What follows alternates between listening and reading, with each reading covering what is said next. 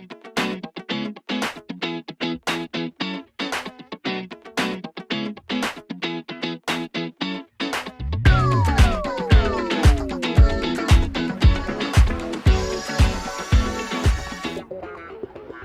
morning and welcome to my kitchen. I've got my coffee, I'm in my kitchen, I'm ready to cook. We've got a guest today, Mark from the Torpenhow Cheese Compnay.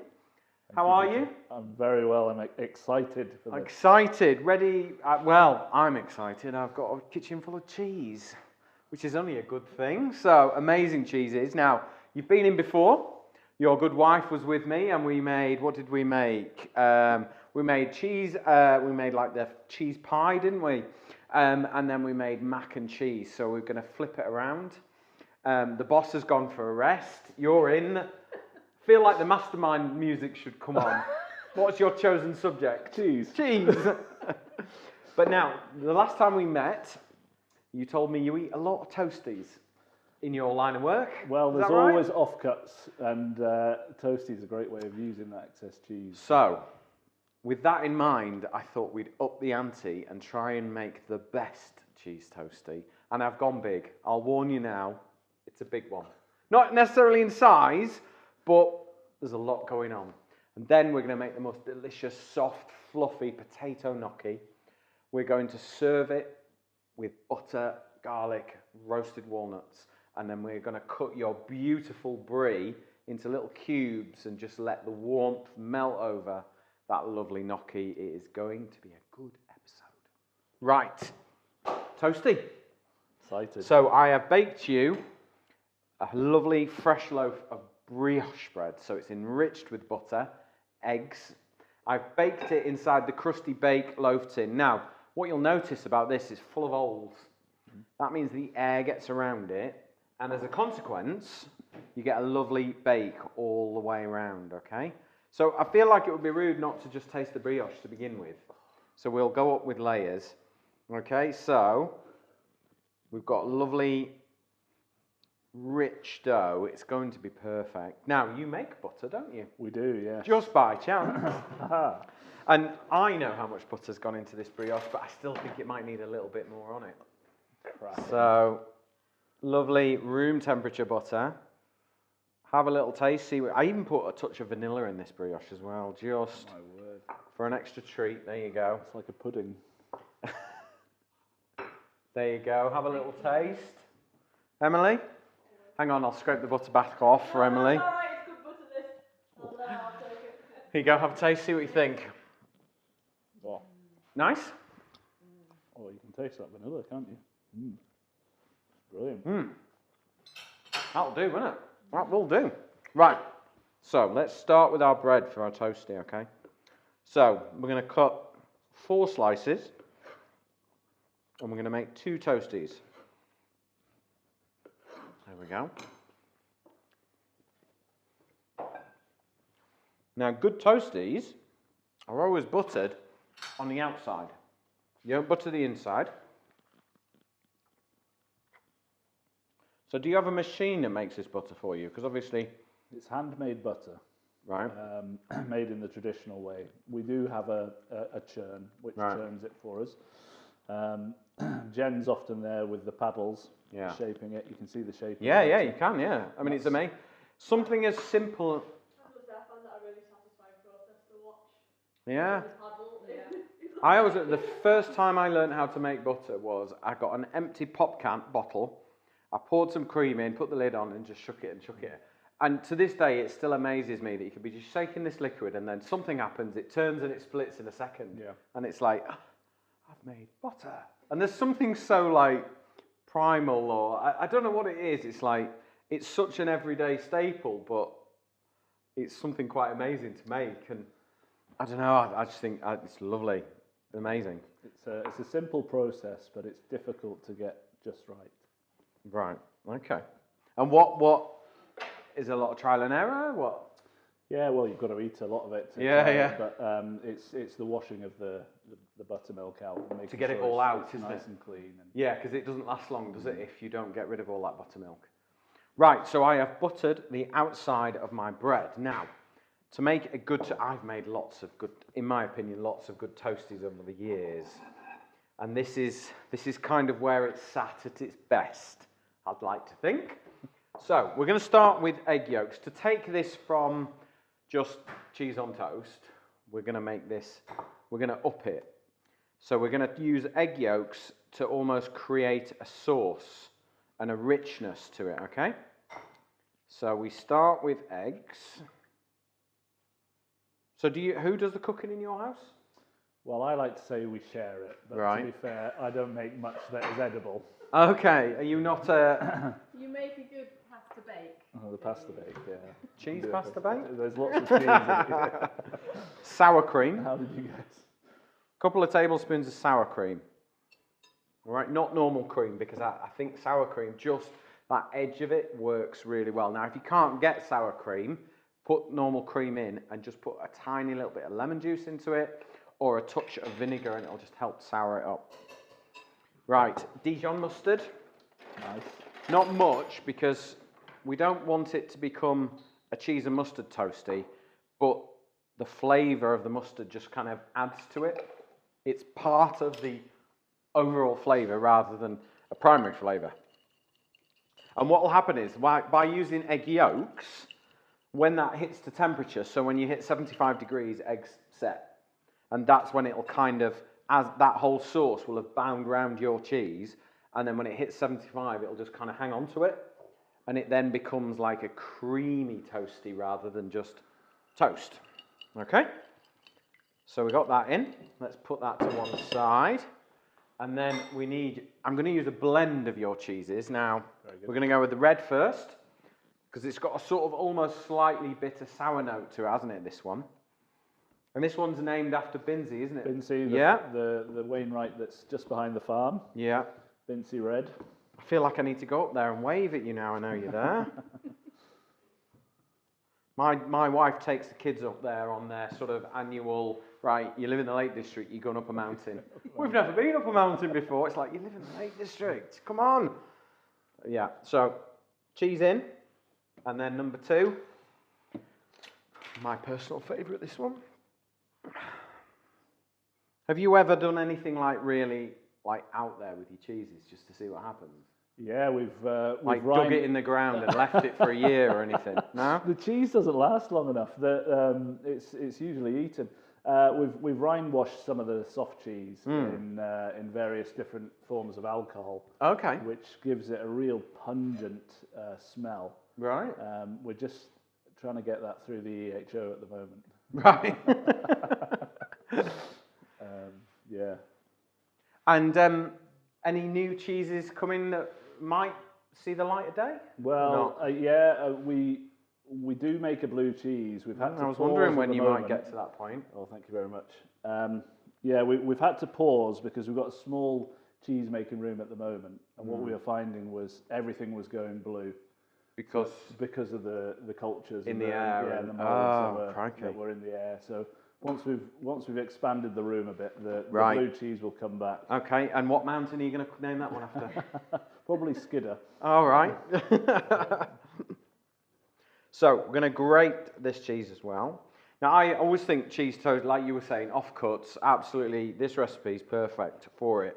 So if you've gone out and you've had an amazing cheese board over the weekend or something, and you always end up with all those little bits left, this recipe is perfect for it. And actually making this mixture, you can freeze it once it's made, so that we've got more than we need here, which is fine, because I know I can just put that into a container, whack it in the freezer, and it's done, and it'll keep for a rainy day. I could eat that with a spoon, Peter.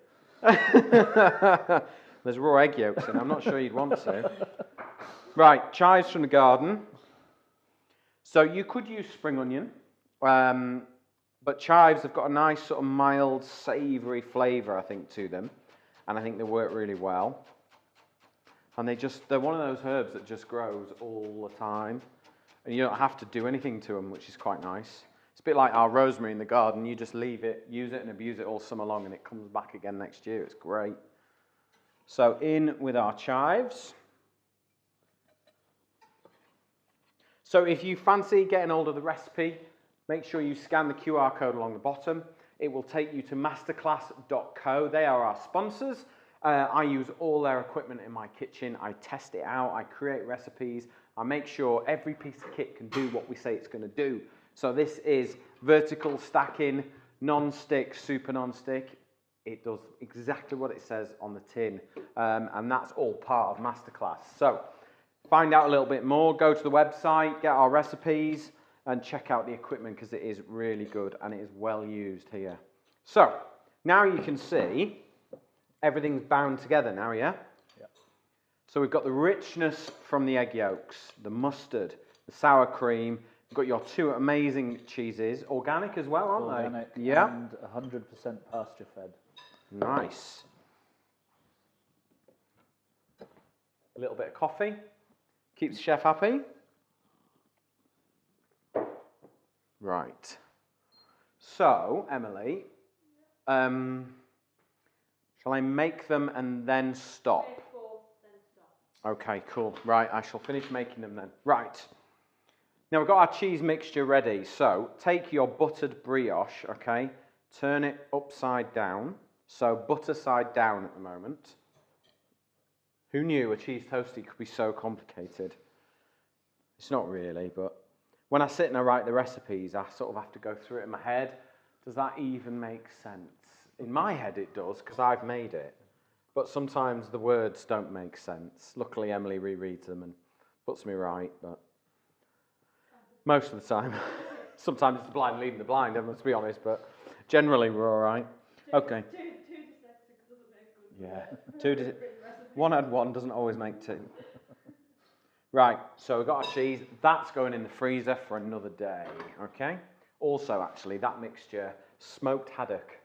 Put that on top. Oh, it's amazing. Really, really good. Okay, so that is our first part of the toastie. Now, you might remember I said duck egg, didn't I? All right, so we're going to add an egg, but not on top, in it. Right. But not in it, okay? So we cut that bit out. You can eat that bit while you're waiting. There you go. There we go. Now we're going to pop that on top of there. You see where my egg's going now? You see where I'm going with it all? Okay, so we'll get the hob on and we will be ready to cook these until they are golden and crispy. They'll have an amazing egg on them. They'll be absolutely delicious. Right, my pan is preheated ready. I'm just going to get the top going first because the trick with this toastie is to make sure your egg is runny because I would be very disappointed if it wasn't runny when it's all about that, you see. It kind of melts together and just works with the cheese. It is ultimately, we were talking earlier, it's a cheese and egg banjo, isn't it? Yes. Go on, why is it called a banjo in the army? Well, when you bite into it, yeah, and the egg dribbles on your top. Yeah, it's like that. There you go. I didn't know that. I didn't know that. That's the clean version. I would imagine in the military they have an alternative version, I'm sure. Right, so we just, that little bit of toasting on there, that can go on there. That's cool. Right. Okay. So there we go. So we're toasted there. Now lift the toastie on. Okay. So we've got 2 on the go here. Press those down and then we're on to the duck egg. Do you like a duck egg? I love a duck egg. Yeah, me too. Okay, so just press the cheese down. Push it up the sides just a little bit because this is where we kind of pray it seals. In with our duck egg, number 1. So this is a bit like, this is a cheese toastie, a croque madame. So this is very much, a croque madame has gone on holiday to Benidorm, all right? Because we're going to add chorizo with this, so we're going to get a bit of Spanish in there. Carlos will be very happy, I think. Or upset. Or upset. Sometimes he's upset with us. We added chorizo and breadcrumbs to a paella once. Yeah, he wasn't happy, was he? No. Okay, so eggs in. Little bit of black pepper onto our egg there. And then let's whack this in the oven for 5 to 10 minutes. And then we'll be eating. So while that's cooking, we need to get the Spanish bit done. So I was sort of trying to think, how do we now take it to the next level? Up again, up another notch. And I thought, right, let's get a bit of chorizo. Because chorizo and eggs, it's a good combination, isn't it? Yeah? Yeah. So smoky, cured. So I've got some really thin chorizo. I'm just going to dice it, and I want to get the flavour out, but I want to make it crispy. Because the one thing we haven't necessarily got in our toastie is crispiness. And that's what we really, really want. So chorizo is a great way to get loads of flavour into things quickly. It's a bit of a store cupboard or a fridge staple for me, because you can just whack chorizo in it, everything tastes good. So what's happening in the Torpenhow cheese world in the future then? Is anything on the horizon that we need to know about? Well, we have got the Great Torpenhow Cheese Festival happening on the 23rd of July. Right. So in the village? Well, yeah, it's on the farm. On the farm? Yeah, next to the village. So have you got like Glastonbury, massive tents? We've got like huge music artists coming? We're local music, local food producers. Right. So it's like Glastonbury in its infancy. yeah. Could you two could be like the new Glastonbury? Well, possibly. Couldn't you? We'll see. It's a. So what's happening at the Torpenhow Cheese Festival then? Well, we're having a bit of a feast to celebrate the local food producers in the area. Yeah. Who we've got loads. Yeah. To showcase the cheese. Right. And we've got some local music, some local beer, and we'll just have a good time. And what's your local beer of choice? The Red Tractor. Right. So the Tractor, that's all at Workington, isn't it? Tractor Shed. Tractor Shed. We go for maybe a Maudi, I think. Right. Yeah, I quite like the Pilsner, that pink bottle. Yes. Yeah, I like that one. Whistling Pig. Yeah, that's the one. Yeah. No, it's good. It is good. And will you be at the big food festival in September? Yeah, we'll be there. Cockermouth? Yes. Yeah, brilliant. We'll be there. Taste Cumbria. Taste Cumbria is always a good one, isn't it? Yes, we enjoy that. What we like is interacting with the public and letting them taste the cheese in front of us, and they can either say it's nice or spit it out, and it's really good feedback. Free cheese always tastes good. Free cheese always tastes good. No, well, so if you are up in this part of the world, when is it, the cheese festival? 23rd of July. 23rd of July. Get on the website, have a look, get over there. If I'm here, I'm coming. And then hopefully I'll be at Taste Cockermouth this year, the food festival, so I'm sure I might be able to cook with a bit of your cheese. Beautiful. I hope. So I'm sure we'll be there. You're usually there, aren't you, Emily? As in a leisure capacity, aren't you? Right, so have a look. Have a smell now. Yeah. Smoky. So, and look at the colour of the oil there. Where's the best camera for that, Emily? The colour of the oil, so the chorizo's just given out all the flavours in there, and that is I'm just gonna let that continue to cook. Honestly, just chuck some pasta in there and it's dinner. It's delicious. We'll just let that crisp up a little bit, and then we're just gonna spoon some of that onto the toastie. Just give it that next level. Let's get some plates. Right, these will be just about ready for you to taste. There we go. Right, let's get something out to serve these. So as you can see, it's all built in. You've got your egg, you've got your toastie, and then we've got our crispy chorizo. So really want to kind of well cook it so that it is crispy. Okay. You could do this with Parma ham as well if you wanted, if you weren't into the chorizo, but I just think the flavours, so there we go, and all that lovely chorizo oil. It's going to be good. I think you're going to like this one, aren't you? I'm salivating. Right. I'll let you cut your toastie. I'll get you a plate. Where do you want it, Emily? There? Let me get you a plate. I'm far too experienced to know this can end well. There you go. Gee whiz. Thank you very much. Have a go on that. Tell me what you think. Hang on, I'll leave that one there. We'll pop that onto there. There we go. So that is how you make a next level cheese toastie. We've got brioche. We've got the two amazing cheeses from the Torpenhow Cheese Compnay. We have got a poached duck egg sat in the top with crispy chorizo. How is it? Are you? It's a proper Are you banjo. banjoing? It's a proper banjo. It's now, if you want the amazing. recipe, scan the QR code along the bottom. It will take you to masterclass.co. The recipe is there. All our recipes are there for you, along with loads of information about our brand sponsors, Masterclass. Thank you very much for watching. We're going to clear up and get started on the next recipe, which is beautiful fresh gnocchi with roasted walnut, garlic, and this lovely brie. Right, time to make gnocchi now. I have got 3 cooked jacket potatoes. Do you like? I was just going to ask a question just as you were eating then. Do you like gnocchi? Yes. Yeah? Brilliant. Okay. So, gnocchi, Italian potato dumplings, okay? It all starts with the potato. So I've cooked these jackets and we open them out. I've let them cool down a little bit. They don't look too appetizing right now, do they? How's that toastie working out for you, all right? So rich. Good? Lovely. Good.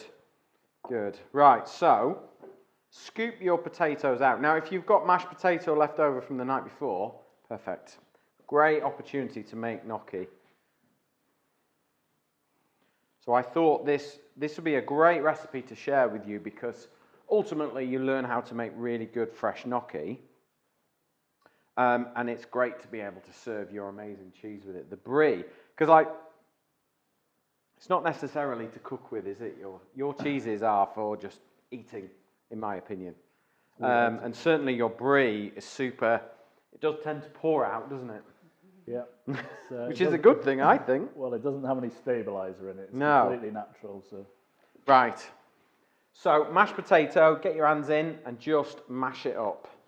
Good one for the kids, this, yeah? Just put it through your hands. If you want to mash it with a masher, absolutely fine. I have no problem with that at all. But I am a boy and I like to make a mess.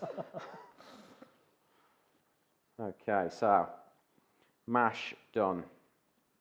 Spread it out because you want it to cool down. I don't want it to be too hot, okay? Let's just wash my hands.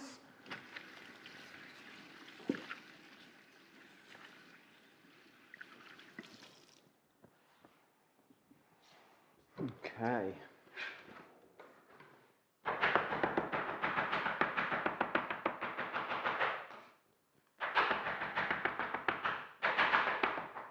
So we're just making sure we got rid of any of the lumps.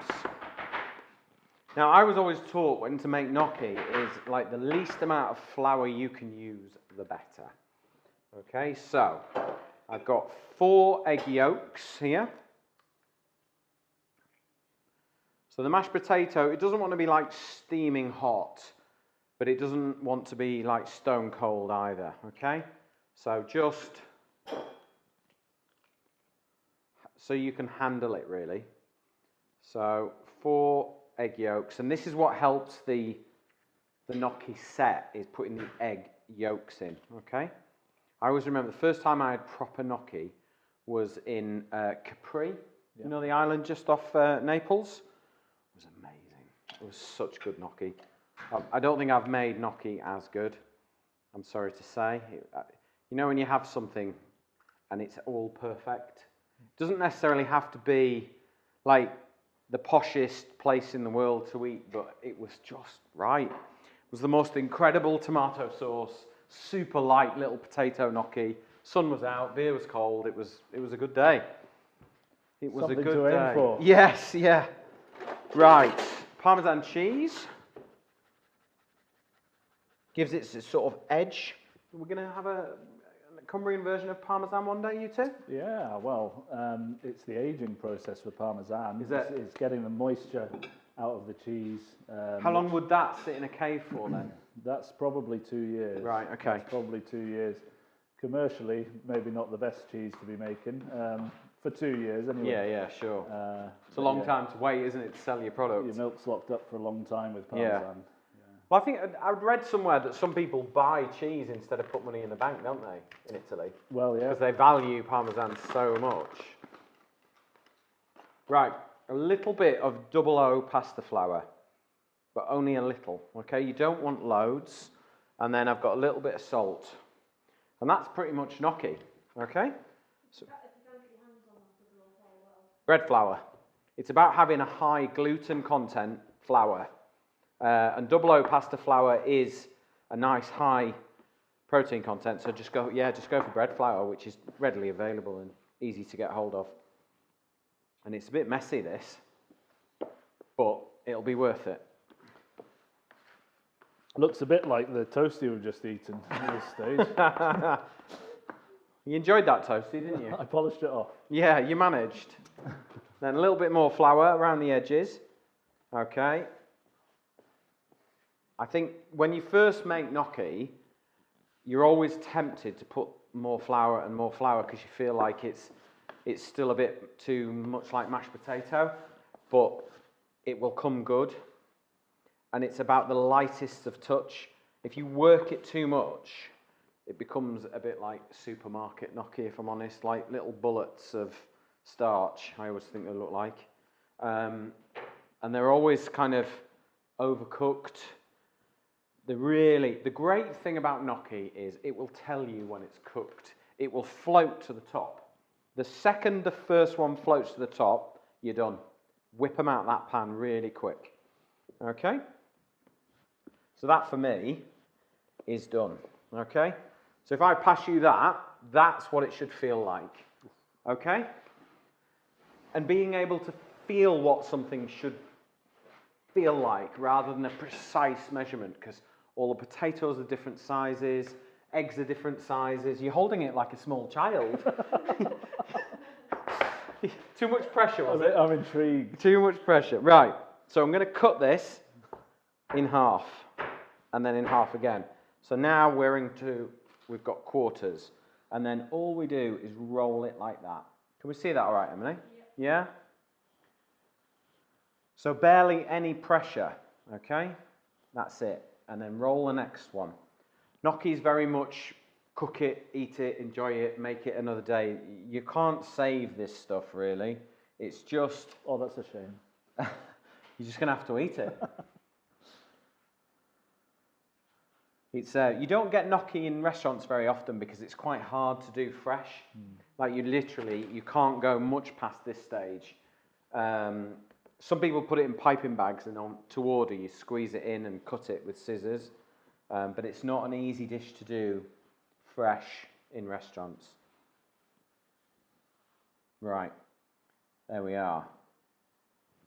Okay, so I've got sage and garlic. I'm going to put that to one side, ready for our sauce. Now, I'm just going to leave that there for 1 minute, okay?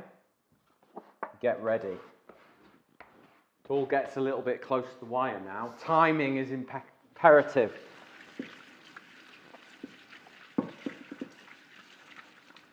I've not seen the plastic...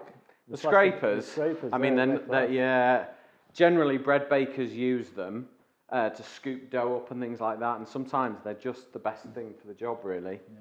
Yeah. Do you have any particular tools that are like a bit unique to cheese making? Well, we mentioned the butter pats before. The traditional butter pats. They're sort of very individual, aren't they? Different patterns and yeah. The weight we use antique ones. Okay. Yeah. Right. They are made with a bit of weight which you need for batting the butter. Is it a hard job? Batting the butter. Is it quite a physical job making cheese? Yeah. Well, we're managing 12 kilo rounds. Yeah. And they have to be turned each day. Right. And how many, dare I ask, have you in storage that need turning? Well, there's about 10 tons of cheese to turn. Keep you fit? Yeah. So I've got a pan of boiling water. I want to salt that water. That's really important. And then I have got my garlic here. That is going to go straight into the pan. So we're just going to zest it in, which is a really easy way to do it. So I don't have to get my chopping board out. I can just keep going, keep moving. Got your lovely butter that we're going to add in. And I think it's quite important that we don't cook this butter. We just melt it with the garlic. Garlic and butter together. Oh, it's just brutal, today's episode. It is brutal. There we go. So what we're going to do is take some walnuts. Now, I work with California walnuts, so I get the best ones, okay? So in they go. And then sage. So flavours that you might not normally come across, they are very normal in Italy. Sage, walnut, garlic, very autumnal in terms of its flavour profile. Be very careful with sage, because if you use too much, it becomes quite medicinal in its flavour. A little bit is absolutely delicious. Too much, it kind of takes on this really unpleasant flavour. And if you're using dried sage, be very sparing with it. Now I've put 1, 2, 3, 4, 5 leaves in there. I haven't chopped them up because everything will taste of sage then. I've just left them to permeate through the garlic butter. The walnuts are now roasting up in the butter. You just want that, don't you? You just want to eat that, don't you, on its own? And then we will take our gnocchi, okay? Now, it's really important that timing-wise, we're at this point. They are roasted, and then we just take the gnocchi. Don't handle it any more than you need to. Okay?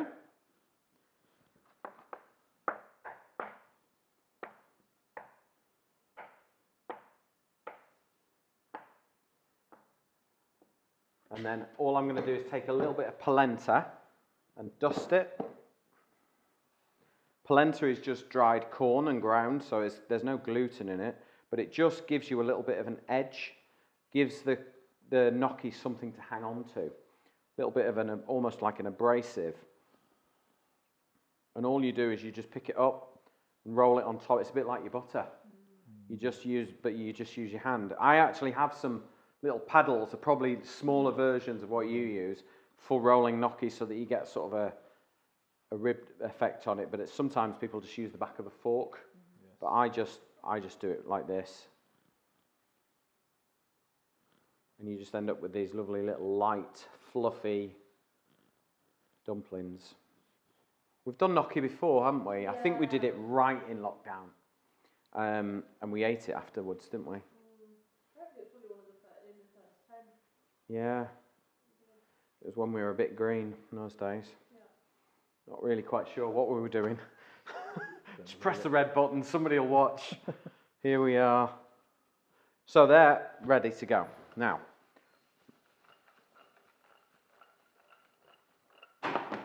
that's going to be good. So in with our gnocchi. You've got to be quick now, because what you don't want is the first lot of gnocchi to be cooked by the time you've got the other in. And the good thing about gnocchi is it will float to the top and tell you it's ready. Okay?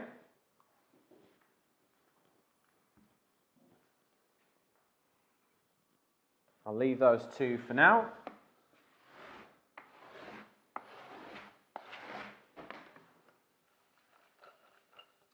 Now we're going to make an emulsion sauce now. So that butter has melted in with the garlic, in with the walnuts, yeah? This has got some nice, see how this water's starting to go cloudy? Yes. It's got a little bit of starch in there.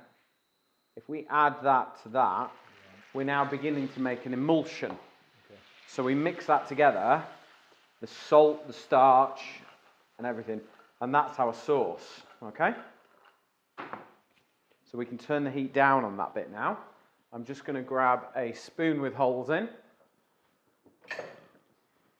because this gnocchi is very, very close to coming to the surface.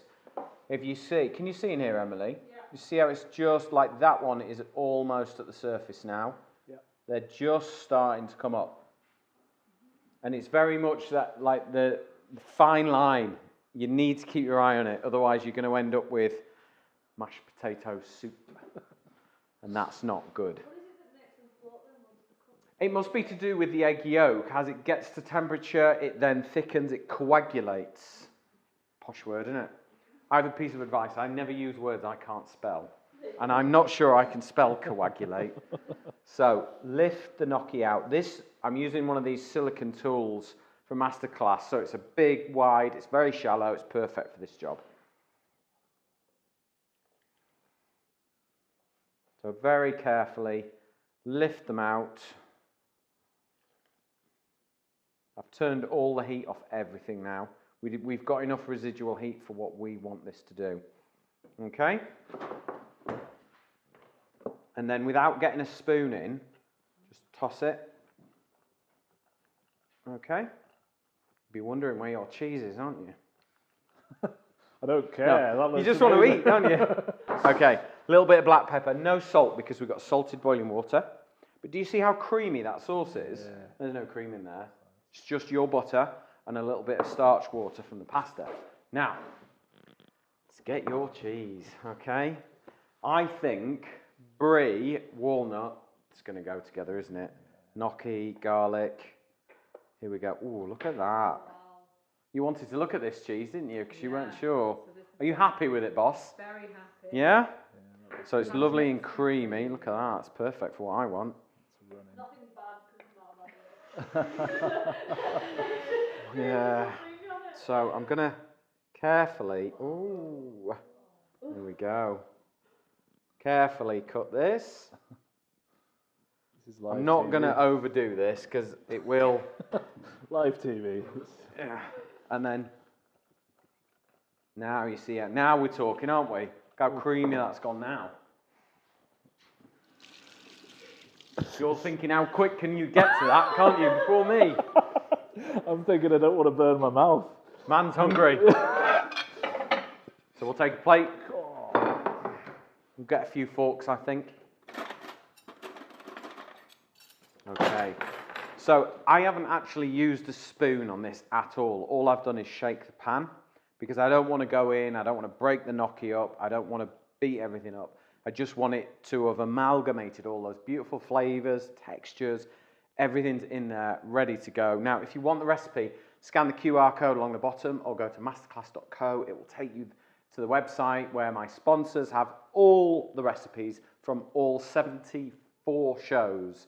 Okay, so there's loads to be getting on with and all the information about all the equipment that I use. Now, I'm going to serve this up for you guys to try. Hopefully, I've done your cheese justice. It has been an absolute pleasure having you guys in my kitchen, cooking with you, learning about your cheese. It's fascinating. I do feel it's a little bit like Jeremy Clarkson's farm with you. I feel like you need an Amazon series. We make mistakes, but we always learn from it. So. Well, that's brilliant. But look, have a little taste of that because I'm sure the viewers are going to want to know what you think. I will give you a fork ready. But thank you very much for watching. I really appreciate the time you take to watch us create these wonderful recipes. It's an absolute joy to be able to cook with some incredible cheese like this. Okay, so if you want any information on this amazing cheese, go to torpenhow.organic.co.uk.